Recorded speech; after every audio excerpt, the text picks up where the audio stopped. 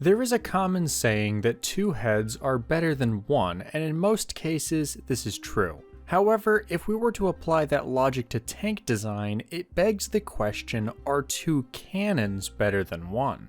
On today's episode of Fake Tank Friday, we will consider that question while also exploring the TS-54, which was recently added to World of Tanks.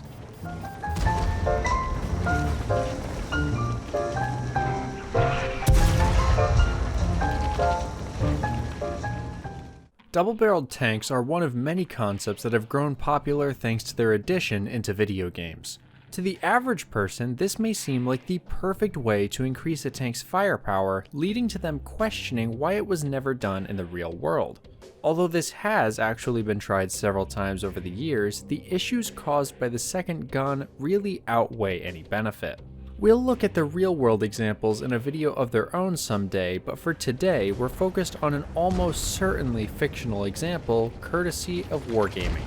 Known as the TS-54, this double-barreled monstrosity is an American heavy tank which is equipped with a set of British 94mm guns.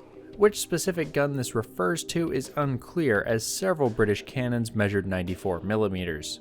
The use of a foreign gun may at first seem strange as it isn't a British vehicle, but bear in mind that the US and Britain did actually experiment with guns created by each other as well as their other allies. This can be seen with the adoption of the L7 and derivatives of it on both sides of the Atlantic.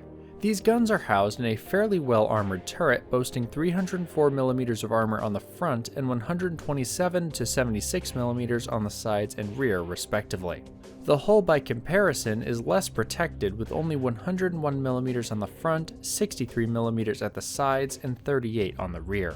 The front hull protection is also increased significantly thanks to a heavily sloped orientation. To power the vehicle, it is fitted with a GM Detroit diesel V12 engine which has been turbocharged. This does actually appear to be a real engine, although according to the specifications, it should only output 525 brake horsepower compared to the 800 it is given in the game. This would mean that all the mobility statistics given to it are utter fabrications of what a tank of that weight could manage with the chosen engine.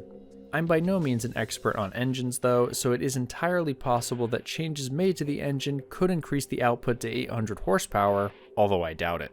Moving back to the turret, we find another strange addition in the form of a pair of machine guns fitted to the sides of the turret. These appear to be 30 cal machine guns, which would provide some defense to the sides of the vehicle, although this would come at a cost of taking up more of the internal space in the turret. When you add in 2 breaches, a rangefinder, the radio, and 3 crew members, it's hard to imagine the crew being able to perform their duties efficiently. Speaking of the crew, things get a little confusing when we look at their assigned tasks. Looking at the stat sheet, it shows the tank having a commander, gunner, driver, and 2 loaders. This makes sense as it assigns 1 loader per gun, but when we look at the modules of the vehicle, the second loader is actually assigned to be a radio operator. My guess is this was done for gameplay purposes, as having 2 loaders allows players to use the tank to train their American heavy crews which have 2 loaders. With the 3 crew in the turret being the commander, gunner, and 1 loader, this seems to support my guess as there doesn't appear to be space for another crew member in the turret. Now that we've looked at the design of the tank in the game, let's consider what little historical information we have regarding it. This is basically only the short description given by Wargaming, which reads, one of the heavy tank projects presented to the Aberdeen Proving Ground Committee in 1954. The vehicle was a classic configuration with a twin-gun system and a massive turret with a developed rear recess. Both American and British guns were suggested as the main armament. The project was deemed too ambitious, and the efficiency and practicality of such armament raised some serious doubts. The concept was shelved, no prototypes were built. I could not find any information about the TS-54 itself, but I did find some mentions in online sources of other TS concept tanks. Unfortunately, the highest number I could find was TS-32, which was part of the 3rd question mark conference in June of 1954 for a light tank design. TS-31 was also part of this conference and would go on to become the T-110.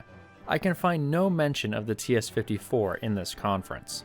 This by itself doesn't mean the tank is a complete fabrication, as I could only search online, and there are plenty of documents still within archives.